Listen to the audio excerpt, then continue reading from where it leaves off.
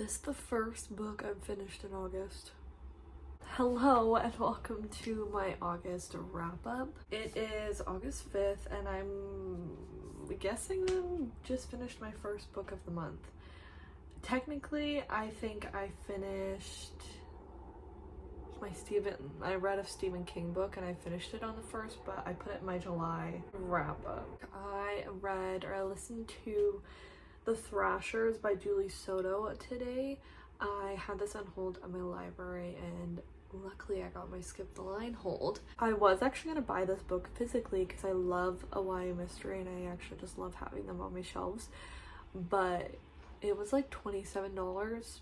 Didn't want to spend that much on a single YA book, so I just listened to the audiobook, and I would actually really recommend the audiobook. I really liked it, and it added to the atmosphere of the story, and I was kind of creeped out sometimes just like listening to it.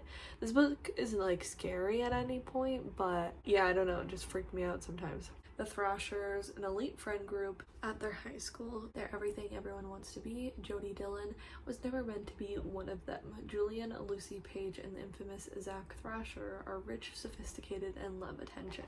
Jody feels out of place, but Zach's her childhood best friend, so she's in. Then Emily Mills, who desperately wanted to be a Thrasher, dies, and the whispers about the Thrashers begin. As Emily's journal surfaces, detectives close in and Jody faces an impossible choice: betray her friends or protect herself. But as eerie messages and strange occurrences escalate, it becomes clear Emily isn't done with them yet. So yeah, it feels a little ghosty. And eerie is a great way to describe it because it's not scary, but it is eerie at points. I really enjoyed this one. I got this recommendation from Covers by Cassie. I don't think I would have heard of it without that. You got your typical cool rich kids and a couple of girls are trying to fit in with them, and pretty much none of them are actually like good people. I enjoyed this one. The only drawback I guess would be I don't feel like the reveals were coming super quickly, but I read reviews where people were like it was reveal after reveal. I feel like there wasn't a ton of reveals until way later in the book, but that could just be me, and it didn't really push it back at all. It was giving a bit of Pretty Little Liars, a little bit of Gossip Girl, maybe. I haven't actually ever watched I Know What You Did Last Summer, but in my head it gives those vibes. If that's not accurate, so sorry. The title alone gives to that, I guess. But yeah, I enjoyed this. A great YA mystery that eventually I'll probably want to have on my shelves as like a book trophy. But again, the audiobook is really good, so I would definitely recommend because it gives you a nice eerie feeling. But that's the first book done for August, like I said, but I have a bunch of library loans that came in at the same time, so I am going to hopefully have back to back updates for you quickly. So yeah. Okay, hello, it is now Friday, August 8th, and I've finished 2 more books, so I wanted to come and talk to you guys about them. I'm just looking at my Goodreads. The first one I'm going to talk about is I Died on a Tuesday by Jane Corey. This is a mystery that I think it was like a Indigo staff picks maybe when I worked there, and then like their monthly one, and then my coworker read it and she liked it. About 18-year-old Janie, and she's about to leave behind the small seaside town she's known all her life to embark on a new career in London in book publishing. She'll miss home, especially her dad.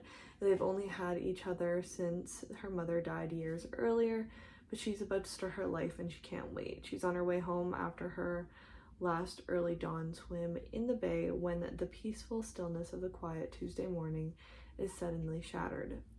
A white van careens around the corner and onto the quiet street. Janie is riding her bike along.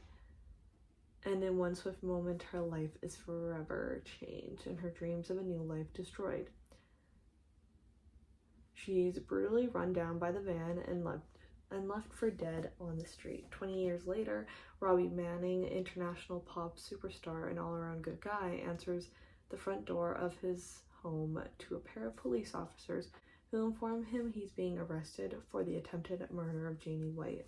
Everyone knows the horrifying story of Janie and what happened to her, and the mystery of who could have done such an awful thing has rattled the world for the last 20 years. But as word of Robbie's arrest spreads, no one, including Robbie's family, can believe it. Robbie is upstanding, a model citizen and family man. He couldn't possibly have committed a hit and run that left a young woman paralyzed and unable to speak. Robbie doesn't deny the accusations. He's been waiting for the truth to come out for the last two decades. And he's ready for his punishment. He deserves it after what he did to Janie. But what if there's more to the story? What if someone else knows what really happened that day? Janie may be the only one who can reveal the truth if they can get her to tell her side of the story. Sorry, the lighting just completely changed.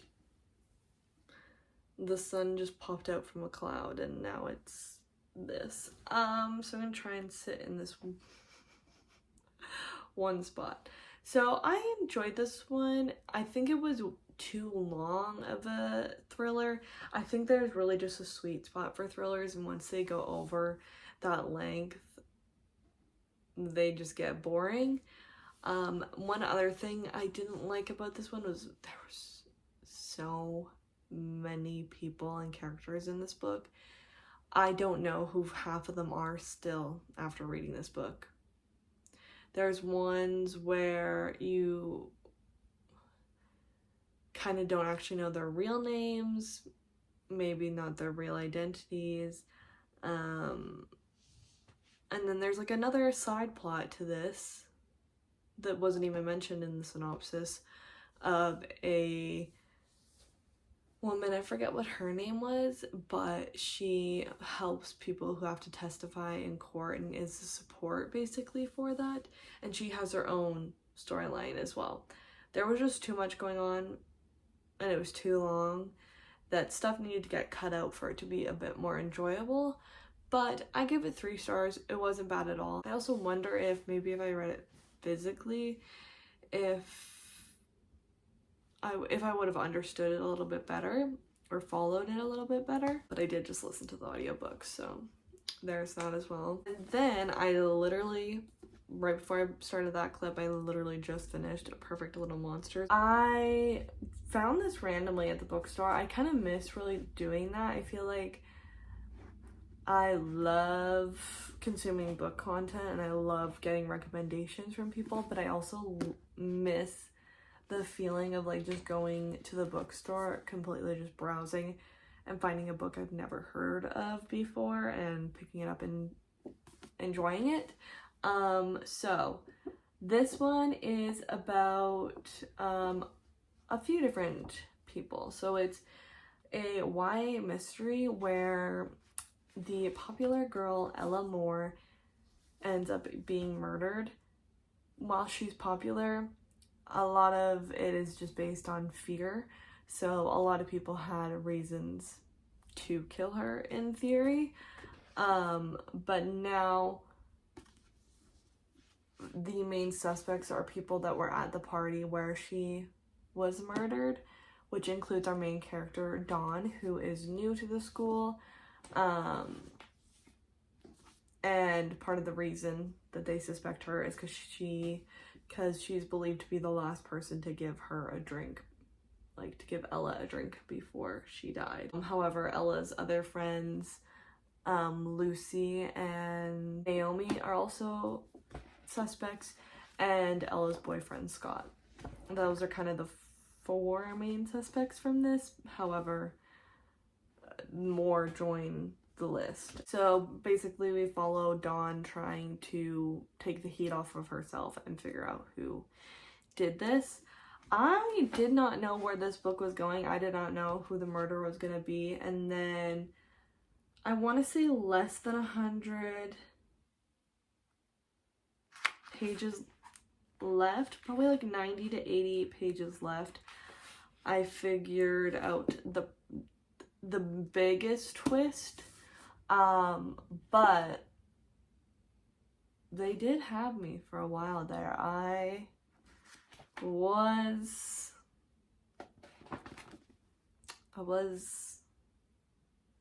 following the red herring that the author was hoping we would follow, I guess. The only thing is, part of this twist is something that I'm not like a huge fan of in mysteries, but I don't think this one was particularly bad. I can't say it because it like obviously gives away a huge, like the whole twist basically. Yeah, I don't think it was bad. There's part of this twist that I love and I want to read more books like that. However, if I look that up, it spoils the whole book.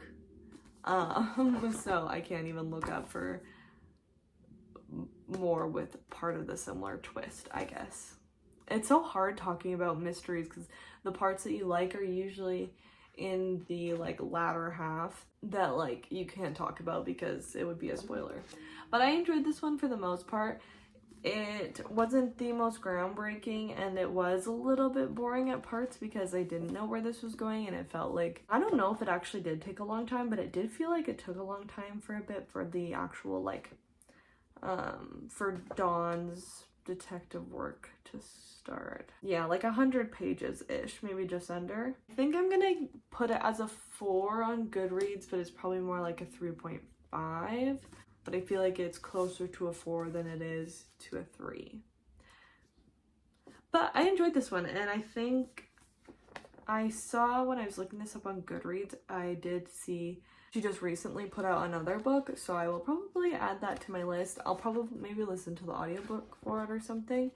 This has a really good opening, and I kind of forgot about how much I liked the opening until the end. I don't know.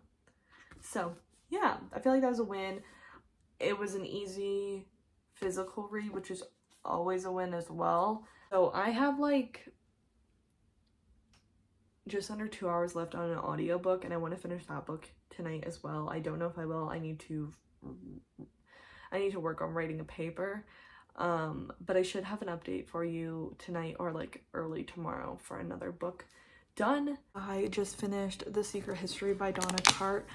I somewhat enjoyed this. The first half was a lot better than the second. This one follows like a bunch of classics students, except they're actually just really studying Greek at a New England college. It says on the back, under the influence of their charismatic classics professor, a group of clever, eccentric misfits at an elite New England college discover a way of thinking and living that is a world away from the humdrum existence of their contemporaries.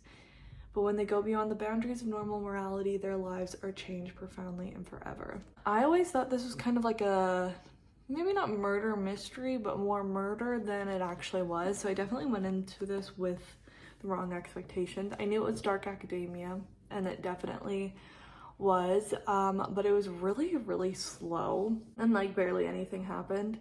It's a very, this word has such a bad connotation, but it's a pretty pretentious book, and the writing is as well, which is why I put it off for so long. I would not have gone through it without the audiobook, so if you're interested in this book, I would definitely recommend using the audiobook. But I am glad I finally read it and got it off my TBR. I didn't hate it. I liked the moral gray characters, and I liked the dark academia about it. So I gave it like 3 stars. It's probably closer to like a 2.5, like very middle of the road for me. I didn't hate it. I love this cover. I got this copy when I was in London. I was at the Heathrow, Airport leaving my trip from Europe. So I want to keep it kind of sentimentally because of that. Because I did get rid of the other book I bought there because I didn't like that one either.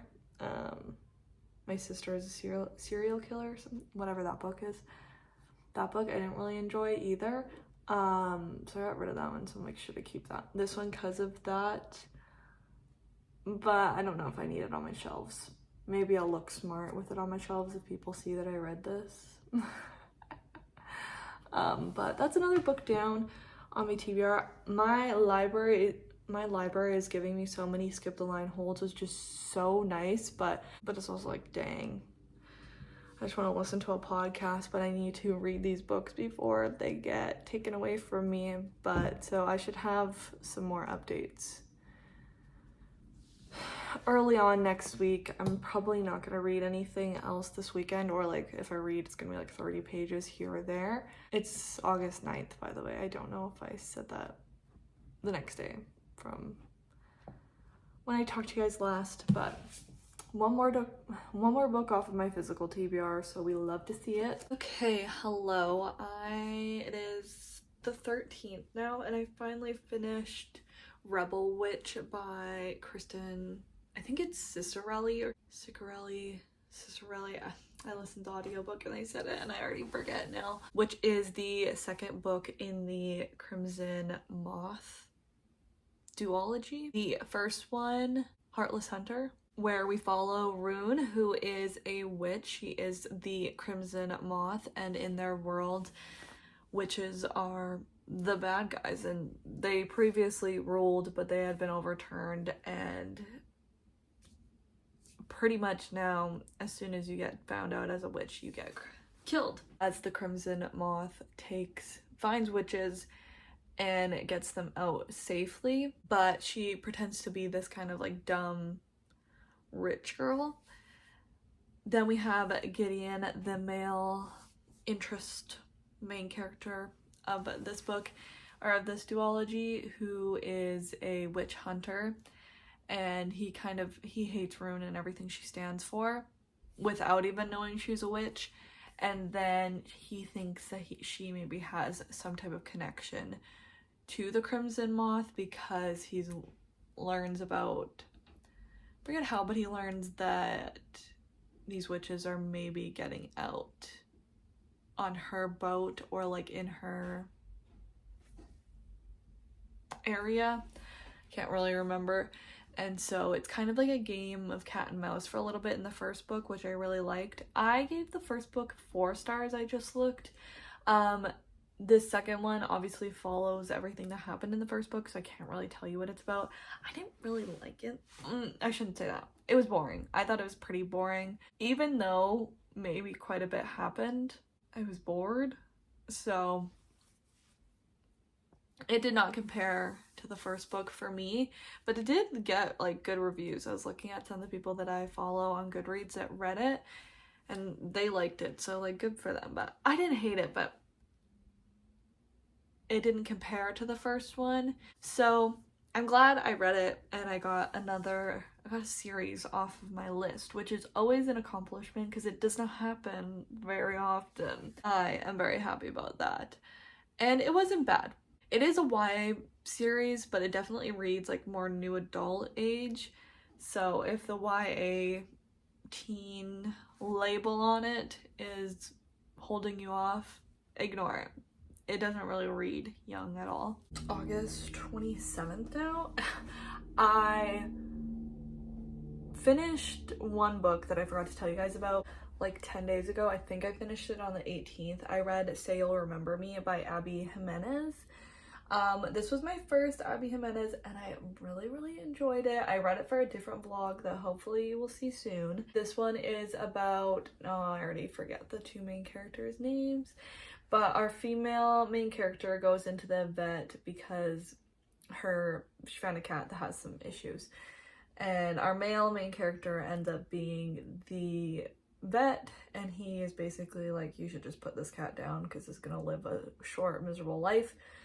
There's one surgery that could make this cat survive, but it's like $10,000, and they kind of get in a fight about this, and she decides to prove him wrong by doing a GoFundMe, I think, to fundraise money for this surgery for the cat. So she ends up doing that. He kind of apologizes by giving money. A little bit later, she goes back to the vet to get like a note and some kind of like sedative stuff to take the cat on an airplane, and she says she's going on a trip. And during this interaction, our main guy asks her on a date, and they go on this really, really good first date.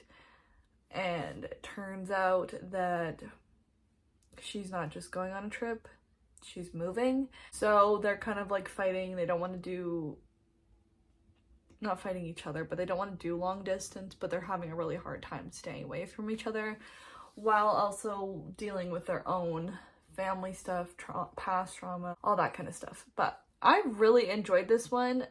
It was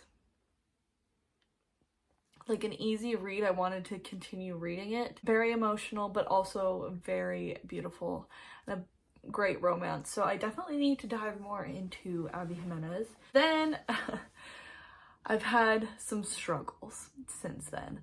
I started listening to, what is it, Bury Our Souls in the Midnight Soil? No, Bury Our Bodies in the Midnight Soil. Whatever the new V.E. Schwab book is, I was listening to that one. I didn't even get very far. I listened to it through my library, and you get 21 days to read it, and I read like 50% of it, I think, and then it got returned. So right now that's a DNF. I don't know if I'll go back to it in the future. I don't know if I was really enjoying it.